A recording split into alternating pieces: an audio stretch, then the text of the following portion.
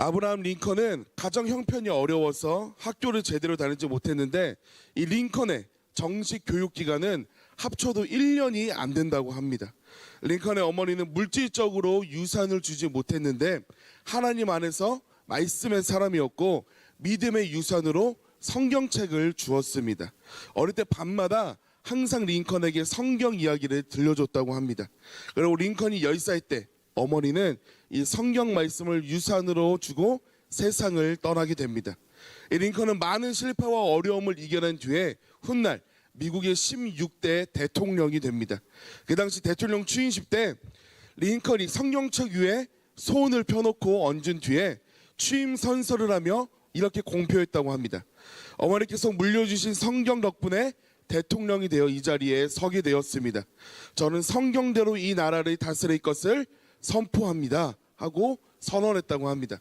바로 이러한 선언이 믿음의 사람으로서 세상을 향한 믿음의 외침이 되어야 할 줄 믿습니다. 바로 하나님의 말씀이 아브라함 링컨의 삶을 바꿔놓았다는 것입니다. 그렇다면 이 링컨의 인생을 바꿨던 하나님의 말씀이 지금 나의 삶도 바꾸고 있는지 오늘 말씀을 통하여서 깨닫는 은혜가 있기를 주님의 이름으로 축원합니다. 아멘. 오늘 요시야 왕이 모든 백성들과 더불어서 하나님의 말씀대로 살겠다고 선포하는데 어떻게 하다가 이런 일이 일어났는지 그 말씀의 배경을 보자면 유다 왕 요시야는 서기관 사반에게 성전을 수리하도록 맡겼습니다. 그래서 왕의 말을 듣고 성전을 열심히 수리하게 되는데 그 수리하던 중에 무언가를 발견하게 된 거예요. 바로 대제사장 hilki야가 하나님의 율법책을 발견하게 됩니다. 이 말씀은 율법책을 발견하게 하신 하나님의 은혜가 아니라 이 부분을 봤을 때 우리가 무언가 이상하다는 걸 느껴야 돼요. 이게 무슨 말이냐면 하나님의 말씀인 율법책이 그동안 어디에 있었는지도 모르고 지내다가 성전을 수리하던 중에 우연히 발견됐다는 것입니다. 그러니까 왕이 성전을 수리하라고 시키지 않았으면 발견을 할 수도 없었던 상황입니다. 심지어 대제사장조차 성전을 돌아보지 않았던 현실이었습니다. 왕이 해야 할 많은 일들이 있지만 하나님께서 너는 이것을 꼭 지키라고 왕에게 직접 말씀하신 내용이 있어요. 신명기 17장 18절에서 20절까지 말씀입니다. 함께 읽겠습니다. 그가 왕 위에 오르거든 레위 사람 제사장 앞에 보관한 이 율법서를 등사하여 평생에 자기 옆에 두고 읽어서 그 하나님 여호와 경외하기를 배우며 이 율법의 모든 말과 이 규례를 지켜 행할 것이라. 그리하면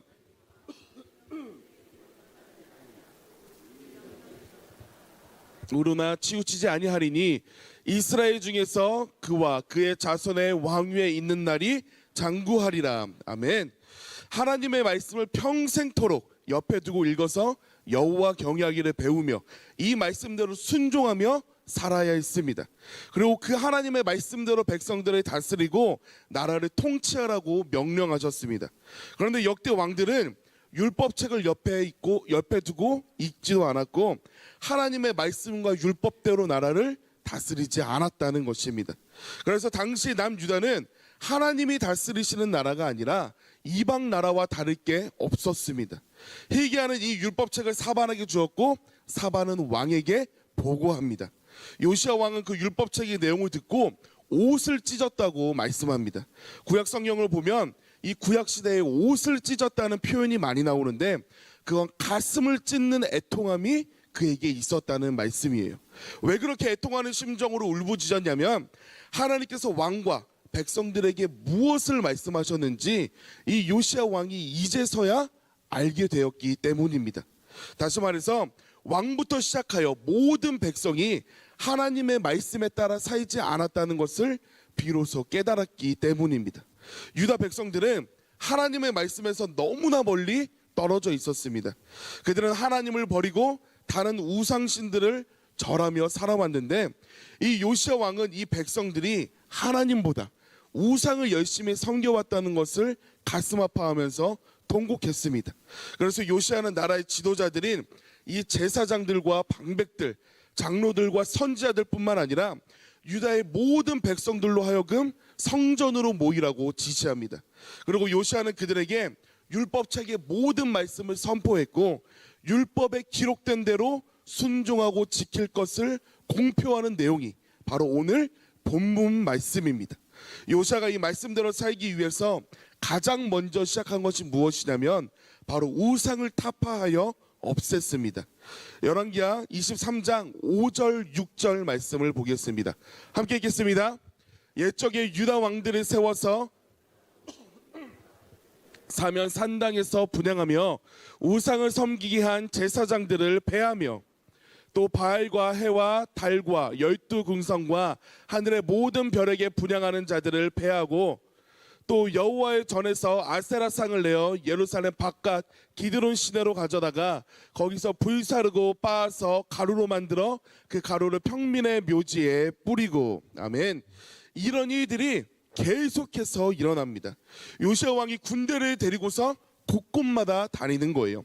저기는 뭐 하는 곳이냐? 네, 우상을 섬기는 곳입니다. 찍어 없애라, 불태워라. 저 공간 안에 해골들로 가득 채워 넣어라. 또 저기는 뭐 하는 곳이냐? 예, 하나님의 복음을 전하던 선지자들의 묘입니다. 그곳은 그대로 두어라. 이 요시아의 우상 타파는 자신이 통치하고 있었던 남유다뿐만 아니라 북이스라엘의 베델이라는 도시에 세운 이 산당과 제사장 모든 것을 부수고 우상인 아세라 목상을 또 불태웠습니다. 마땅히 하나님을 섬겨야 할 왕과 백성들이 다른 신들을 섬기면서 심지어 성전 안에 우상을 위한 제단을 만들었다는 것은 상상도 할 수 없었던 일이에요. 그 당시에 어떤 모습이었는지 그려지지 않을 텐데 비유를 하자면 우리가 절에 갈 리도 없죠. 만약에 절을 본다면 그 절에 십자가가 달려 있고 예수님 상이 있는 모습이에요.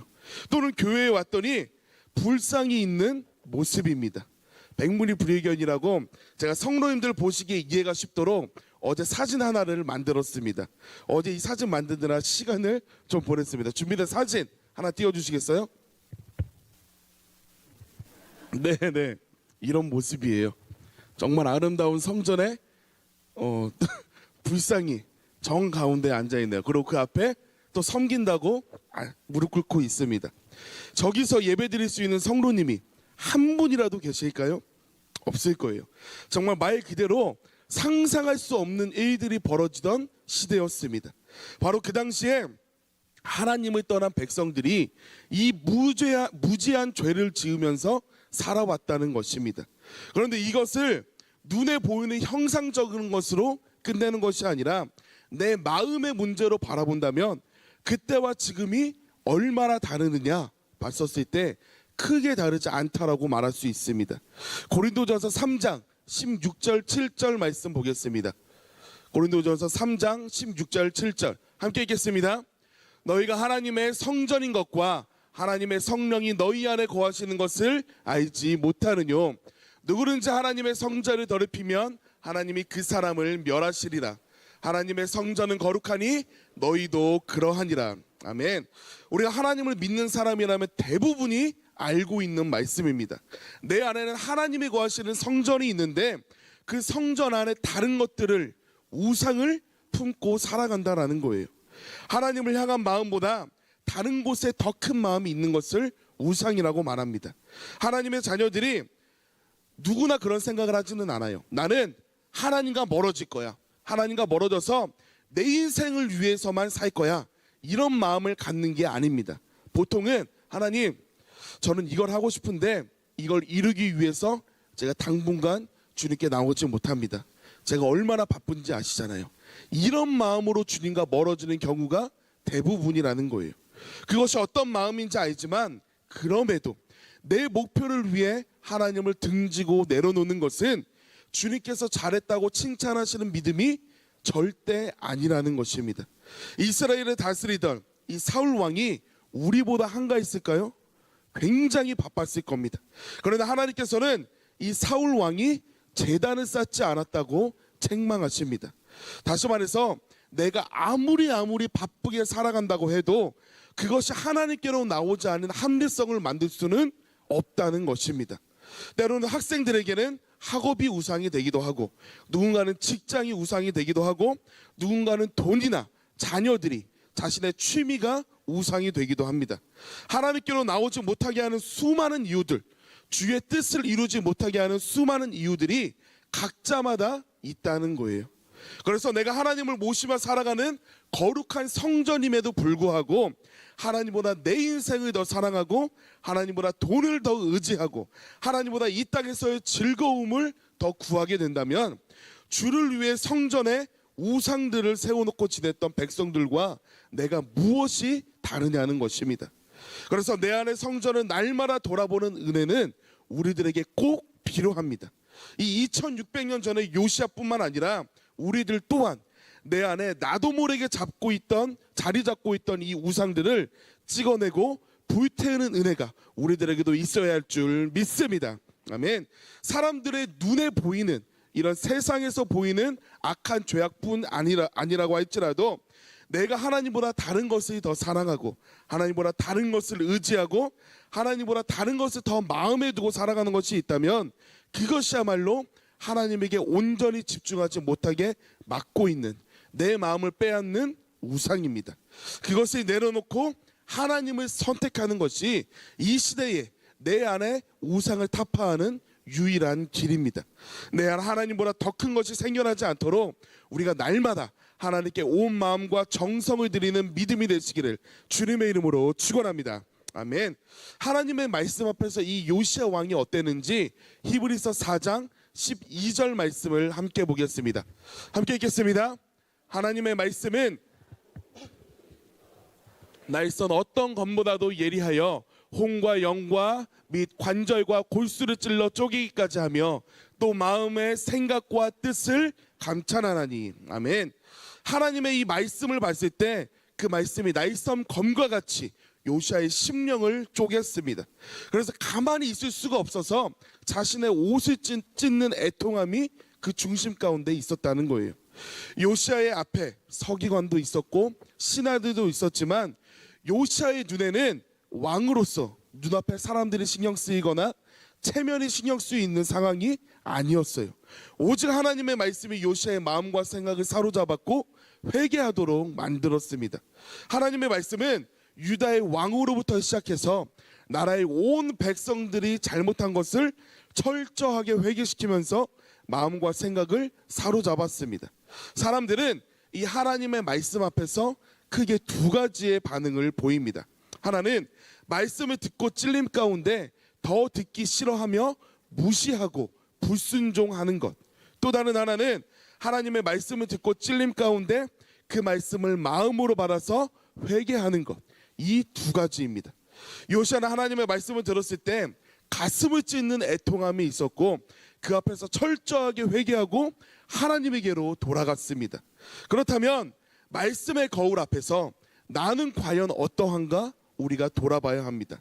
가장 먼저 과연 내 안에는, 내 마음의 성전 안에는 하나님의 말씀이 살아 움직이는가 돌아봐야 돼요. 오늘 말씀 앞에 희기하는 성전을 수리하는 과정에서 말 그대로 먼지로 뒤덮여 있는 율법책을 우연스럽게 발견하게 됩니다. 이게 무슨 말이냐면 대제사장이라고 하는 희기야조차 성전을 수리하라는 명령을 받기 이전까지 성전을 돌아보지 않은 채 방치하며 세상 가운데 열심히 살았다는 거예요. 고린도전서 우리가 말씀을 함께 읽었듯이 우리들은 성령 하나님이 거하시는 거룩한 성전입니다. 그런데 그 성전의 모습은 각자마다 각 사람의 믿음마다 전부 다릅니다. 누군가는 성전을 방치한 채로 하나님의 말씀이 그 안에 있는지조차 모르는 그런 영혼, 또 누군가는 그래도 한 달에 한 번, 일주일에 한 번은 자신의 성전을 돌아보는 영혼, 또 누군가는 매일같이 하나님이 거하시는 성전을 돌아보면서 말씀을 의지하여 날마다 주님과 동행하는 영혼.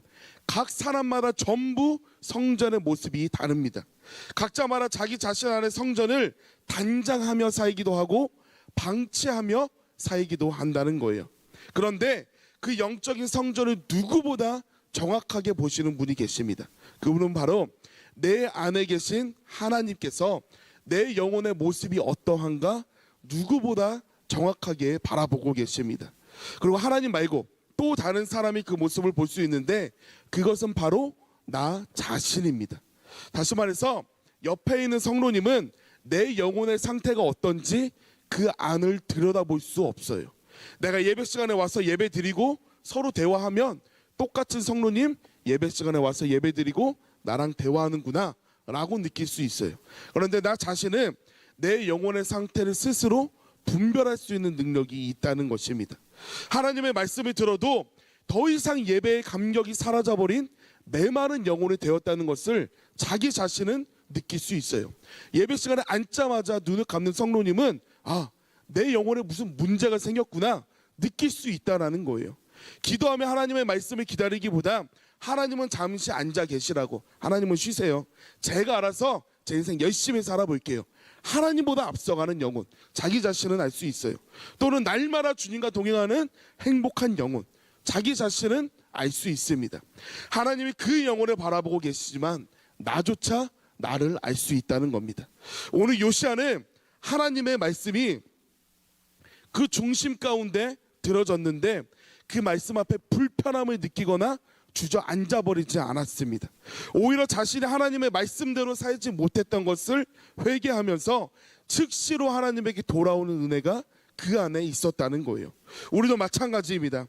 하나님이 주시는 말씀이 나의 말씀으로 들린다면 그것을 부담으로 느끼는 것이 아니라 바로 그 시간 즉시로 엎드려 회개하고 애통하는 은혜가 우리에게 있어야 합니다. 그 말씀 앞에 회개하는 것을 방해하는 인물이 있어요. 그것은 바로 악한 영이 끊임없이 방해합니다. 악한 영은 하나님의 말씀이 우리 안에 새겨지는 것을 굉장히 싫어합니다. 그래서 끊임없이 내 영혼을 죽이려고 방해합니다. 어떻게 말하느냐? 내가 믿은 지가 몇 년인데 내 안에 말씀이 없을 리가 없잖아, 저 말씀 새겨 듣지 마. 또는 그리고 세상에서 바쁘게 살다 보면 주님과 잠깐 멀어질 수 있지, 나중에 다시 주님 앞에 나오면 되잖아, 괜찮아. 또는 이게 내 말씀인 것 같아서 괴롭다고? 그러면 말씀 듣지 마, 새벽인데 피곤도 하겠다, 눈 감고 기도할 때 기도하다가 들어가자. 계속해서 하나님의 말씀과 반대되는 길을 가라고 내 마음과 생각을 조종하려고 합니다. 요시야는 즉시로 회개하고 하나님과 하나 되었습니다. 그리고 하나님께서는 그런 요시야가 다스리는 나라를 축복하십니다. 내가 바쁜 세상의 마음을 빼앗겨 하나님을 조금이라도 방치한 것이 느껴진다면 이 시간 즉시로 회개하고 주님께 돌아오는 은혜가 있기를 주님의 이름으로 축원합니다. 아멘. 마지막으로 요시야의 말씀대로 살아가겠다고 하는 이 멈추지 않는 열정이 종교 개혁을 가능하도록 만들었습니다. 요시야는 말씀을 들은 후에 하나님 죄송합니다, 회개함으로 끝나지 않았다는 거예요. 또는 하나님 제가 지금은 할 게 많고 바쁘니까 제가 바쁜 것만 처리하고 나중에는 하나님의 말씀대로 꼭 살겠습니다 하고 미루거나 옆에 사람의 눈치를 보지 않았습니다. 말씀 후반부에는 요시야처럼 하나님을 섬기는 왕이 없다고 하나님이 말씀하십니다. 23장 25절 말씀 보겠습니다. 열왕기하 23장 함께 읽겠습니다. 요시야와 같이 마음을 다하며 성품을 다하며 힘을 다하여 여호와를 향하여 모세의 모든 율법을 온전히 준행한 임금은 요시야 전에도 없었고 후에도 그와 같은 자가 없었더라. 아멘. 요시야는 마음과 뜻과 힘을 다하여 하나님의 말씀을 붙잡았고 말씀대로 살려고 하는, 순종하려고 하는 뜨거운 열정이 그 중심 가운데 있었습니다. 하나님께서는 우리에게 때를 따라 하나님의 말씀을 듣게 하십니다. 바로 오늘도 성도님들에게 하나님의 말씀을 전했습니다. 그렇다면 우리들도 이 하나님의 말씀대로 살기 위해서, 하나님의 말씀을 선택하기 위해서 때로는 나의 생각과 세상의 것들을 포기할 줄도 알아야 한다는 것입니다. 세상에서 가장 많이 팔리는 베스트셀러가 성경책이지만 또한 가장 많이 읽히지 않는 책이 성경책일 수도 있다는 거예요. 우리의 한 주간을 바라보면 내가 과연 얼마나 말씀과 동행하며 살고 있는가, 하나님의 말씀을 내가 먼지로 뒤덮인 채 살다가 교회에 와서 한두 구절 읽고 지나가지는 않는가, 우리 성도님들 자신은 알 수 있습니다. 하지만 하나님의 말씀을 사랑하고 그 말씀대로 살겠다고 다짐하고 또 실천하는 사람은 그 후로부터 인생이 완전히 달라집니다.